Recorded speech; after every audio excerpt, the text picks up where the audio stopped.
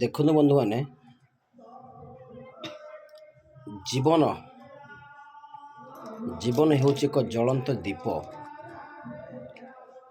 କେତେବେଳେ ସେ ଲିଭିଯିବ ସେଟା କାହାକୁ ଜଣା ନଥାଏ। ନା ତମେ ଜାଣିଛ ନା ମୁଁ ଜାଣିଛି।